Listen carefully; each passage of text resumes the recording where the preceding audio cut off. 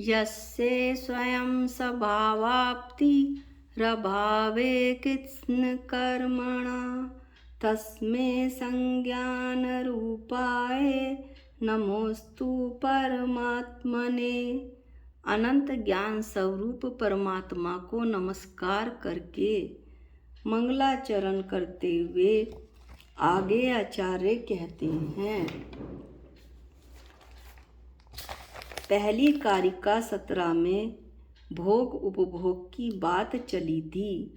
शिष्य प्रश्न करता है कि भगवान शरीर के लिए भोग उपभोग अगर हम देते हैं तो इसमें आपत्ति क्या है। तब आचार्य अगली कारिका 18 लिखते हैं।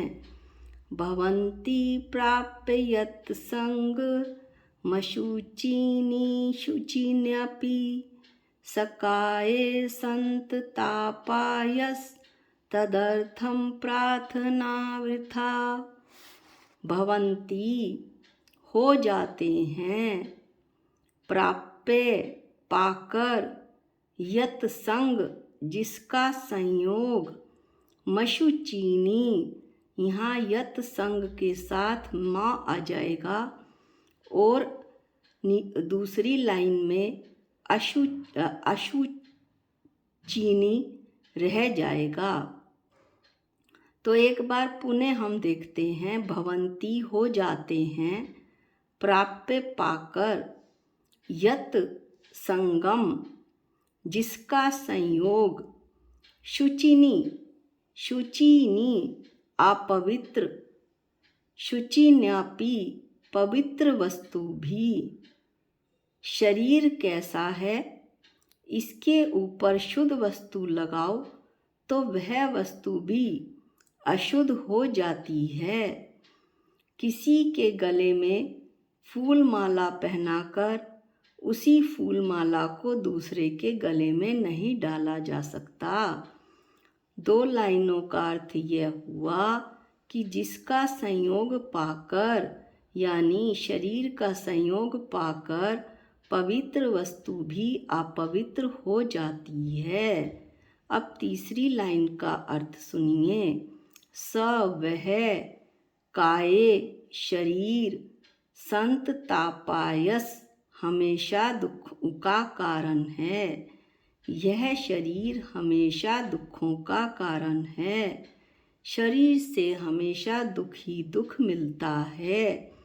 तदर्थम प्रार्थना वृथा, तदर्थम ऐसे शरीर के लिए प्रार्थना, भोगों की वांछा, शरीर की तृप्ति की इच्छा करना वृथा व्यर्थ है।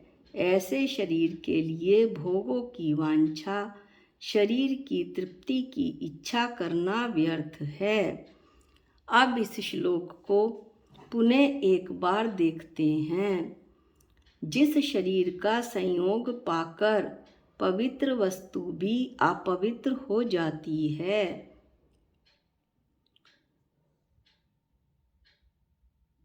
यदि कोई पवित्र वस्तु इस शरीर से छू जाए तो वह वस्तु भी अपवित्र हो जाती है।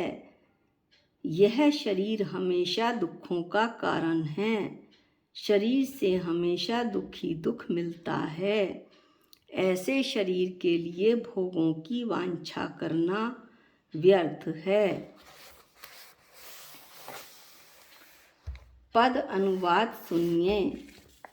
मलयाचल का चंदन शीतल, चमन चमेली चातुरता, कुंद पुष्प मकरंद सुगंधी, गंध द्वार मंदार लता, पदार्थ सब ये तन संगति से गंध पूर्ण विगंधे हों। सदा अहितकर तन का यदि तुम राग करो तो अंधे हो। अब इसकी एक पिक देख लीजिए ताकि आपको ये अच्छे से समझ में आ जाए।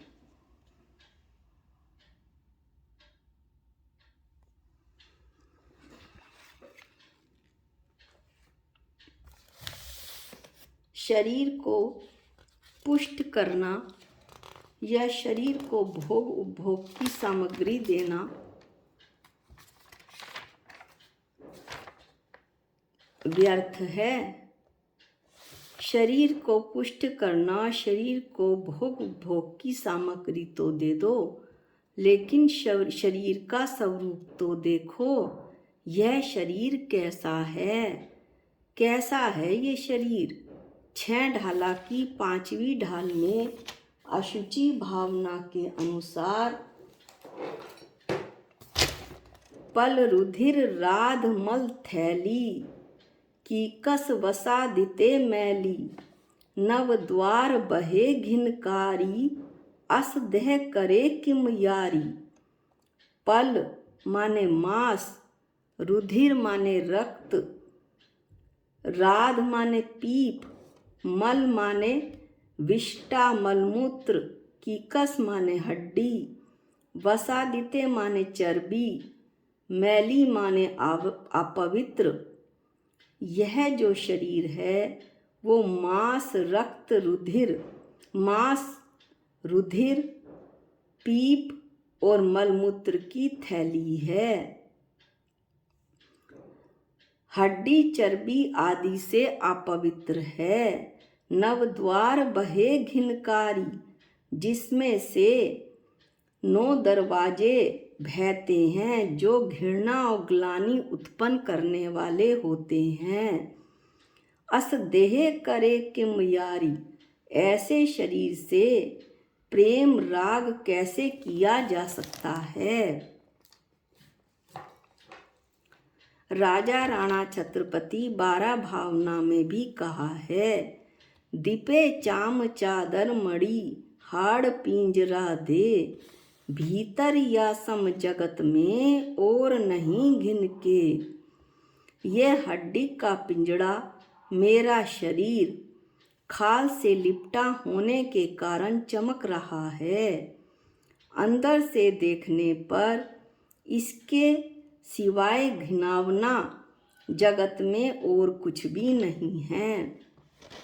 एक छोटी सी बात है पर बड़ी मार्मिक है। पीतल का घड़ा है, मल से भरा है, ऊपर नीचे चारों तरफ से अच्छी तरह से धो लिया, मांज लिया, घड़ा फिर भी शुद्ध नहीं माना जाएगा, क्योंकि वह घड़ा मल से भरा हुआ है, इसलिए वो तो अशुद्ध है ही। उसी तरह इस शरीर की शुद्धि भी नहाने धोने से नहीं होती। अगला प्रश्न शिष्य करता है, फिर से प्रश्न शिष्य करता है, शरीर के कारण ही तो धर्म के साधन होते हैं, हम इस शरीर को अपवित्र कैसे कहें? शिष्य भी अपनी बात पर अड़ा रहता है। हाँ, शरीर से धर्म के साधन होते हैं, शरीर के कारण धर्म के साधन होते हैं, लेकिन हम इस शरीर की बुराई कहाँ कर रहे हैं? हम तो केवल इसके स्वरूप को बता रहे हैं। ऐसा लिखा भी है, यह तन पाए महातप कीजे, यामे सार यही है। शरीर कैसा है? आचार्यों ने ये तो अभी बता दिया कि शरीर महा अपवित्र है।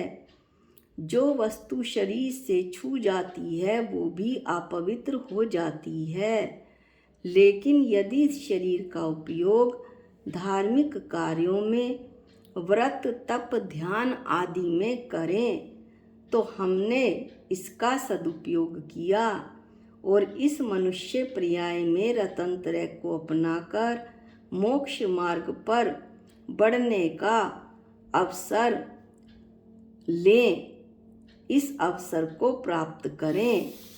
यह अवसर मनुष्य पर्याय, जैन धर्म में जन्म, शास्त्रों का संयोग, शास्त्रों का मिलना, ये संयोग बार बार नहीं मिलता।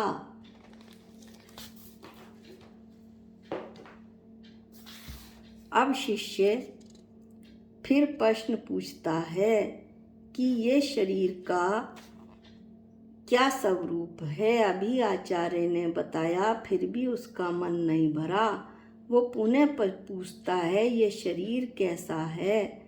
जैसे गंदे नाले में जो अच्छी अच्छी वस्तुएं डालते हैं वे भी गंदी हो जाती हैं, उसी प्रकार यह शरीर भी है।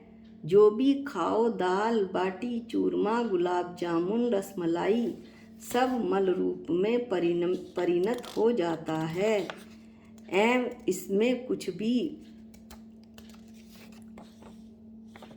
लेप लगाओ, क्रीम, पाउडर, वह भी सब मल रूप में परिणत होता है। मंगत राय जी कृत भारा भावना की अशुचि भावना देखें। केसर चंदन पुष्प सुगंधित वस्तु देख सारी, देह परस्ते होए अपावन निष्दिन मल जारी। यह शरीर किससे पवित्र होता है, यह भी थोड़ा सा ऊपर भी बताया था, अब इसे विस्तार से सुनिए। यह शरीर रतन त्रय से पवित्र होता है। आचार्य समंतबद्ध स्वामी ने रतन करंड श्रावकाचार में कहा है, स्वभाव तो शुचो काये रतन त्रय पवित्रते, निर्जुगुप्सा गुण प्रीतिरमता निर्विचिकित्सा। यह शरीर स्वभाव से अपवित्र है, किंतु यह रतनत्रय सम्यक दर्शन ज्ञान चरित 3 रत्नों से पवित्र हो जाता है। जैसे आप शमशान घाट जाते हैं और वापस आते हैं तो पहले स्नान करते हैं, क्योंकि मैं अशुद्ध हो गया हूँ ऐसा आपका ख्याल रहता है। किंतु मुनिराज ध्यान करने शमशान भी जाते हैं और वहाँ से लौटकर आपके घर में सीधे आहार करने, हमारे घर में सीधे आहार करने आ जाते हैं। तो हम कहते हैं, मैं धन्य हुआ, मेरा घर पवित्र हुआ। क्यों? सिर्फ रतनत्रय के कारण, सम्यक दर्शन, सम्यक ज्ञान, सम्यक चारित्र स्वरूप मुनिराज के कारण। स्वभाव का अर्थ क्या है? शरीर के स्वभाव की चर्चा चल रही है तो शिष्य प्रश्न करता है, स्वभाव का अर्थ क्या है? जैसे अग्नि स्वभाव से उष्ण है, जल स्वभाव से शीतल है, उसी प्रकार शरीर भी स्वभाव से अपवित्र है। पत्थर और घी नदी में डालो और प्रार्थना करो, हे पत्थर तुम ऊपर आ जाओ, हे घी तुम नीचे चले जाओ, ये तो असंभव है, क्योंकि पत्थर तो हमेशा पानी में नीचे जाएगा और घी पानी में तैरता रहेगा। तो ऐसा इनका स्वभाव है। गुरुवर आचार्य श्री विद्यासागर जी महाराज ने सर्वोदय शतक में एक दोहा लिखा है, लघु कंकर भी डूबता, तिरे काष्ठ स्थूल, क्यों मत पूछो तर्क से, स्वभाव रहता दूर। इस तरह से उन्होंने स्वभाव की व्याख्या की है। और अंत में, मलमूत्र मास का घड़ा, रात दिन सड़ा, तुझे नित पड़ा उठाकर धरना, बिन ज्ञान ध्यान तन तेरा, यह है चंडालों का घेरा। जिसने भीतर से देखा उसने थू थू कर मुँह फेरा, मलमूत्र मास का घड़ा, रात दिन सड़ा, तुझे नित पड़ा उठाकर धरना। आज के वीडियो में इतना ही। अगले वीडियो में हम श्लोक नंबर 19 का अध्ययन करेंगे। सबको जय जिनेंद्र।